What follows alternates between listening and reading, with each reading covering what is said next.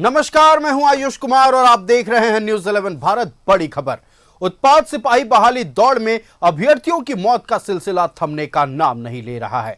अब जमशेदपुर के मुरमुल्ला सुरैया के रिम्स में इलाज के दौरान मौत हो गई। पूरे मामले पर बाबूलाल मरांडी ने राज्य सरकार पर हमला बोला है। देखिए रिपोर्ट। कब थमेगी मौत की दौड़, एक और अभ्यर्थी ने तोड़ा दम। जमशेदपुर के सुरैया की गई जान। उत्पाद सिपाही बहाली दौड़ में आखिर कब थमेगा मौत का सिलसिला? सवाल इसलिए क्योंकि नौकरी के लिए झारखंड के युवाओं की जिंदगी जा रही है। अब जमशेदपुर के मुरमुल्ला सुरैया की जान चली गई। 12 सितंबर को रांची के स्मार्ट सिटी बहाली केंद्र में सुरैया दौड़ पूरी करने के बाद गिर गया था। आनन फानन में उसे रिम्स में भर्ती कराया गया था, लेकिन आखिरकार सुरैया जिंदगी की जंग हार गया। 4 बजे से लाइन लगे हुए तो लोग 7:30 बजे उन लोग का रनिंग हुआ और उसके बाद वो जैसे ही अपना रनिंग पूरा कंप्लीट किया और उसके बाद गिर गया, वो बेहोश हो गया।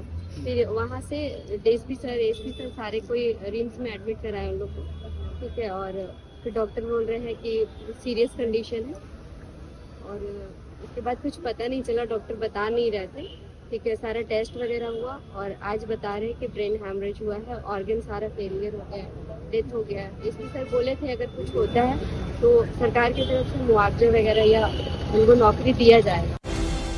ऐसा नहीं है कि सुरैया ने दौड़ की प्रैक्टिस नहीं की थी। हर दिन वो 10 किलोमीटर से ज्यादा की दौड़ लगाता था, लेकिन आखिर क्या हुआ कि वो उत्पाद सिपाही बहाली की रेस में जिंदगी की जंग हार गया।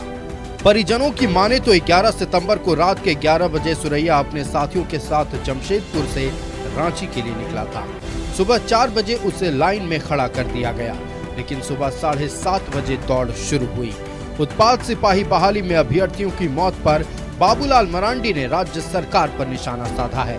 बाबूलाल मरांडी ने कहा कि जॉब नहीं, सरकार मौत बांट रही है।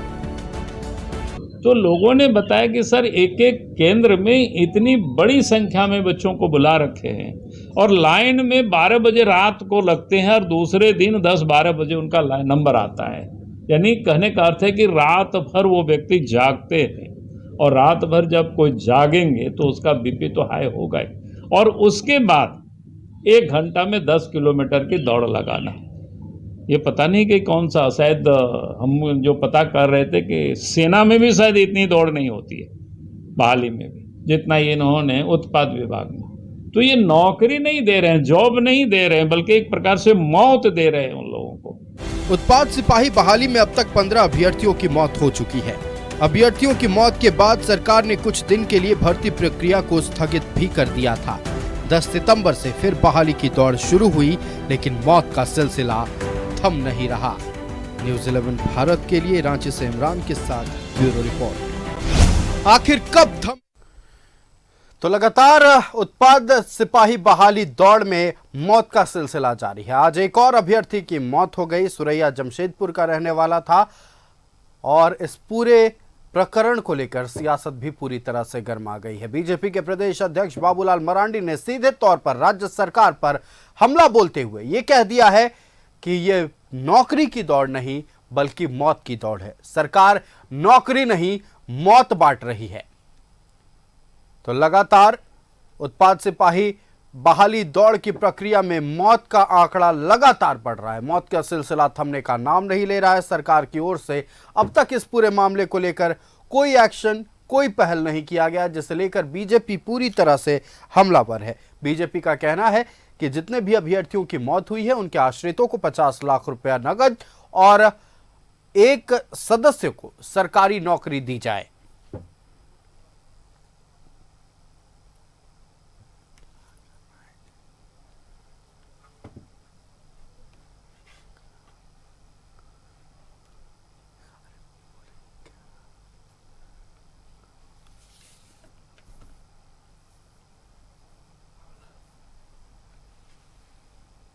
बाबूलाल मरांडी ने राज्य सरकार पर हमला बोला है। अभ्यर्थियों की मौत को लेकर सीधे तौर पर राज्य सरकार को जिम्मेदार ठहराते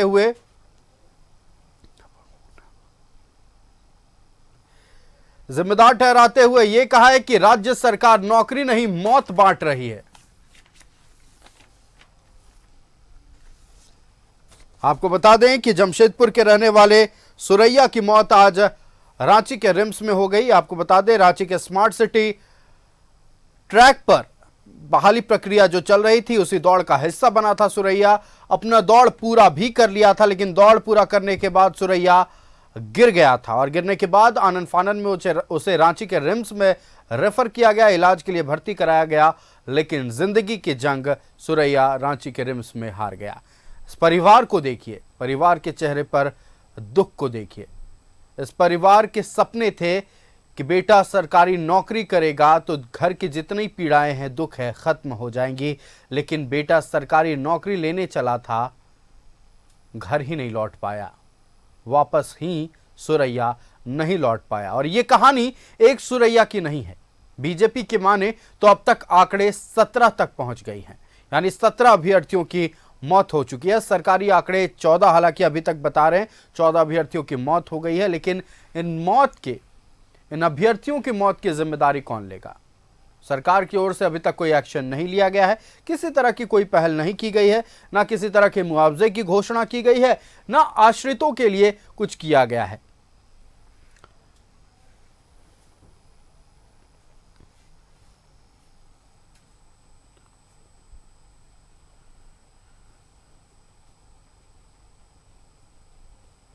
उत्पाद सिपाही बहाली दौड़ में मौत का सिलसिला थमने का नाम नहीं ले रहा। एक और मौत हो गई है। जमशेदपुर के रहने वाले सुरैया की मौत रांची में हो गई। हमारे साथ संवाददाता मनोज जमशेदपुर से लाइव जुड़े हुए हैं। मनोज का रुख करेंगे। मनोज, अभ्यर्थियों का मौत का सिलसिला लगातार जारी है, एक और अभ्यर्थियों की मौत, और सरकारी आंकड़ों के हिसाब से अब तक 14 अभ्यर्थियों की मौत हो चुकी है, लेकिन बीजेपी जो आंकड़ा पेश कर रही है उसमें 17 अभ्यर्थियों की मौत हो गई है। फिलहाल जमशेदपुर का क्या माहौल है, इस मौत को लेकर जमशेदपुर में लोगों में क्या आक्रोश है? देखिए, निश्चित तौर पे ये इस मौत को लेकर लोगों में जमशेदपुर की जनता ही नहीं, पूरे कोल्हान की जनता में आक्रोश है। यूं कहें कि झारखंड की जनता भी काफी आक्रोशित है। उसका मुख्य कारण है कि एक तरफ लोग बेरोजगार हैं, युवा जब रोजगार के लिए जब वो दौड़ लगाते हैं तो उनकी मौत हो जा रही है। आखिर मौत हो रही है तो आखिर ये लोगों का कहना है कि सीधे तौर पे अगर ये दौर हुआ रहता, गर्मी नहीं रहता, तो निश्चित तौर पे ये मौत नहीं होती। तो जो आम आदमी बोलचाल के भाषा में कहते हैं कि गर्मी के कारण लोगों की मौत हो रही है, खैर वो तो मेडिकल रिपोर्ट के बाद ही पता चलेगा, लेकिन सीधे तौर पे सरकार को जिम्मेवार ठहरा रहे हैं कि आखिर जब चुनाव का वक्त आया तो सरकार आनन फानन में जो है वो लोगों को नौकरी देने के लिए युवाओं को दौड़ाने लगी। हालांकि उत्पाद सिपाही की बहाली में जो लगातार मौतें हुई है, भले ही सरकार ये कहे कि अभी तक 14 मौतें आंकड़ा है, लेकिन भारतीय जनता पार्टी प्रमाण के साथ 17 लोगों का नाम ले रही है, जिसमें सरकार मात्र 14 लोगों को कह रही है। लेकिन सवाल ये है कि आखिर 14 ही मरे, तो जब वो मर रहे गए तो आखिर इसके लिए सरकार पहले जब शुरू में ही जब अभ्यर्थियों की मौत होने लगी तो उसके बाद सरकार को चेतनी चाहिए, लेकिन सरकार दिखावे के लिए 3-4 रोज रोकी और उसके बाद फिर शुरू हुआ। गर्मी प्रचंड गर्मी के बीच जब बच्चे दौड़ते हैं तो निश्चित तौर पे उस साइड इफेक्ट होता है और कुछ बच्चे की जान चली जा रही है। लेकिन सीधे तौर पे जो यहाँ के लोग हैं जिनके घर का लाल चिराग बुझा है वो अत्यंत गरीब है। पूरे परिवार में शोक की लहर है और साथ साथ आक्रोशित है भी लोग इसलिए आक्रोशित है कि आखिर नौकरी के लिए जब युवा दौड़ लगाता है तो वो काल के गाल में समा रहा है, लेकिन सरकार की जो के तरफ से किसी प्रकार का जो सरकार के उदासीनता है उससे भी लोग नाराज हैं। तो निश्चित तौर पे यह लोगों के अंदर आक्रोश है और आक्रोश के साथ साथ लोग सरकार को कोस रहे हैं कि ये सीधे तौर पे सरकार युवाओं की हत्या कर रही है। सरकार पर अब बीजेपी हमला बोल रही है, सीधे तौर पर सरकार पर सवालिया निशान है कि जब इतने अभ्यर्थियों की मौत हो रही है तो कोई एक्शन क्यों नहीं लिया जा रहा है, किसी तरह के मुआवजे का प्रावधान अब तक क्यों नहीं किया गया है। और सवाल कई हैं, क्योंकि अब तक जो सरकारी आंकड़े हैं उसके हिसाब से 14 अभ्यर्थियों की मौत हो गई है। 14 अभ्यर्थियों की मौत का जिम्मेदार कौन है सरकार की ओर से, इसका भी जवाब सामने नहीं आ रहा है। मनोज, आपका हमारे साथ जुड़ने के लिए और तमाम जानकारी दर्शकों तक पहुंचाने के लिए बहुत बहुत धन्यवाद। तो लगातार अभ्यर्थियों की मौत का सिलसिला जारी है, दौड़ हो रही है, अभ्यर्थी दौड़ पूरा कर भी रहे हैं, लेकिन दौड़ पूरा करने के बाद गिर जा रहे हैं। इलाज के लिए अस्पताल में भर्ती कराए जाते हैं, लेकिन जिंदगी की जंग हार रहे हैं। लेकिन सरकार की ओर से अब तक कोई पहल नहीं किया गया है। इधर दुर्गा पूजा पंडाल के निर्माण को लेकर विवाद बढ़ गया है। पुलिस प्रशासन ने पंडाल का निर्माण कार्य रोक दिया। पूजा पंडाल के निर्माण कार्य को लेकर विवाद बढ़ा है। पुलिस प्रशासन ने पंडाल का निर्माण कार्य रोक दिया है। पुराने विधानसभा मैदान में पंडाल बन रहा था। पूजा समिति के लोगों में अब आक्रोश देखने को मिल रहा है। पूजा समिति ने दी आंदोलन की चेतावनी। हाईकोर्ट का दरवाजा खटखटाने की तैयारी में है समिति। करीब 98 लाख की लागत से बन रहा था पंडाल। पंडाल में अयोध्या के राम मंदिर का स्वरूप बन रहा था। पंडाल समिति को बीजेपी का समर्थन मिला है। विधायक नवीन जायसवाल ने शुरू कराया काम। बीजेपी नेताओं ने कहा पंडाल भी बनेगा और पूजा भी होगी। जिन्हें केस करना है हम पर करे, बीजेपी की ओर से बड़ा बयान। इन्होंने राम के आमंत्रण को ठुकरा दिया था। इन्होंने ही राम को काल्पनिक बताया था। इनके ही घटक दल के लोगों ने कहा था कि सनातनी तो एड्स होते हैं, कोरोना है। स्वाभाविक है इनका राम मंदिर, राम के प्रति जो भाव है। तो यह पूजा है। पूजा इन्होंने बताया कि 9 लाख रुपए देकर, पहली बार 9 लाख रुपए देकर इस जमीन को अलॉट किया है। राम मंदिर का प्रारूप बन रहा है। इनको लगा कि भाई अरे राम मंदिर बन जाएगा तो मेरा तुष्टीकरण की हवा निकल जाएगी, मेरा वोट बैंक का क्या होगा। तो वोट बैंक सुरक्षित करने के लिए राम मंदिर के प्रारूप को एक मुद्दा बना लिया। किंतु यह पूजा हर कीमत पे होगी। एफआईआर करना है तो हम पर करो, एफआईआर करना है सीपी सिंह पे करो, एफआईआर करना है तो दीपक प्रकाश पे करो, पूछना है तो हम तीनों से बात कर लो। लेकिन रोकने वाला किस दल से संबंध है ये राजनीति जनता जानती है।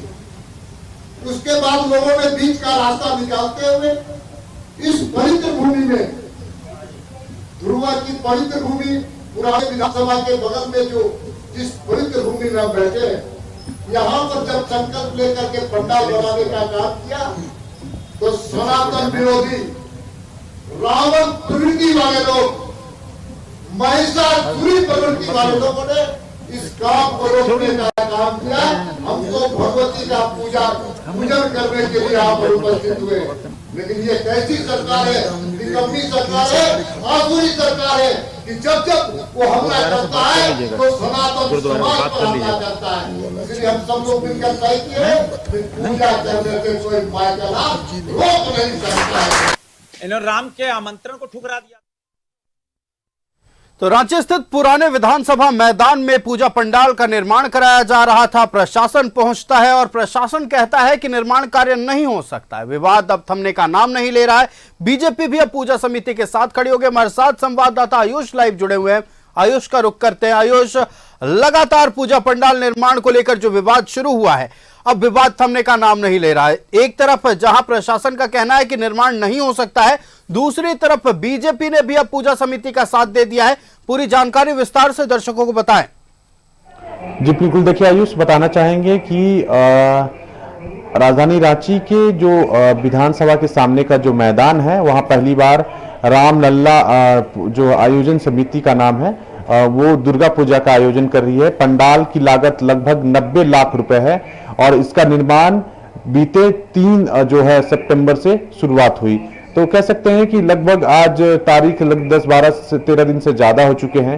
लेकिन इसी बीच कल जो है गुरुवार को जो है जिला प्रशासन पहुंचती है और पंडाल पर काम पर रोक लगा देती है। उस समय आयोजन समिति के लोग नहीं मौजूद रहते और सिर्फ जो वहां पर जो काम करने वाले जो लेबर कुली है वो मौजूद रहते हैं। हालांकि पुलिस के डर से वो काम रोक देते हैं और उसके बाद कहीं ना कहीं आयोजन समिति पहुंचती है, लोगों को इकट्ठा करती है, खूब हो हंगामा होता है। मौके पर कल विधायक नवीन जायसवाल भी पहुंचते हैं, वो बीच बचाव करने का प्रयास करते हैं। वो भी आश्वासित करते हैं कि जो है पंडाल का जो है वो निर्माण किया जाएगा, क्योंकि अब जो स्थिति है, क्योंकि अब आने वाले दिनों में महज 20 दिनों के बाद दुर्गा पूजा है और इतना बड़ा जो पंडाल है या जो इतना बड़ा आयोजन है उसको किसी और जगह हस्तांतरित करना संभव नहीं है। रही बात आज की बात करें, चूंकि इसके बाद जो जिला प्रशासन की ओर से जो जगन्नाथपुर थाना के जो प्रभारी है अरविंद कुमार सिंह, वो बताते हैं कि इस निर्माण के लिए या फिर जो पूजा के आयोजन के लिए अनुमति नहीं ली गई थी, जिस वजह से काम रोका गया। लेकिन मौके पर आज रक्षा राज्य मंत्री संजय सेठ, राज्यसभा सांसद दीपक प्रकाश, विधायक सीपी सिंह समेत बीजेपी के कई लोग पहुंचते हैं और हुंकार भरते हुए कहते हैं और सीधे चुनौती देते हैं कि आप कोई भी हो, इस तरह के आयोजन को, पूजा या फिर कहे मंदिर निर्माण या फिर क्या जो कह सकते हैं कि इसको विवाद बनाने की बात जो कह रहे हैं लोग, उसको कहा जा रहा है कि जो रामलला का जो प्रारूप दिया जा रहा है, मंदिर का प्रारूप दिया जा रहा है, उसको लेकर कहीं ना कहीं वो बात कर रहे हैं कि शायद इससे लोग चिढ़ रहे हैं। राम के नाम से विपक्ष हमेशा चिढ़ता आ रहा है, उन्हें काल्पनिक भी बता चुका है, इसलिए तुष्टिकरण के नजरिए से इसे रोका जा रहा है। आज रक्षा राज्य मंत्री ने कहा कि आप चाहे तो मुझ पर केस कर दे, लेकिन काम रुकेगा नहीं, और आयोजन समिति को उन्होंने आश्वासित करके कहा है कि आप अपना काम जारी रखिए। ठीक वही बात दीपक प्रकाश ने भी कही और साथ ही साथ सीपी सिंह ने भी कहा। तो कह सकते हैं कि जो पूरे आयोजन समिति की ओर से कह सकते हैं कि अब दिन रात वहीं पर रहकर जो है अब निर्माण कराया जा रहा है। लगभग 50% जो है पंडाल का निर्माण हो चुका है। साथ ही साथ बिल्कुल आयुष, तो 98 लाख की लागत लग रही है और बहुत पैसे खर्च हो रहे हैं और लगभग आधा पंडाल भी बनकर तैयार है। ऐसे में इस पूरे पंडाल को कहीं और शिफ्ट करना पूरी तरह से कह सकते हैं कि असंभव है। लेकिन दूसरी तरफ प्रशासन का कहना है कि परमिशन नहीं ली गई, समिति का कहना है कि हम हर जगह जाने को तैयार हैं, हम लेकिन पूजा हर हाल में करेंगे। अब बीजेपी का भी समर्थन मिल रहा है। आयुष, आपका हमारे साथ जुड़ने के लिए और तमाम जानकारी दर्शकों तक पहुंचाने के लिए बहुत बहुत धन्यवाद। तो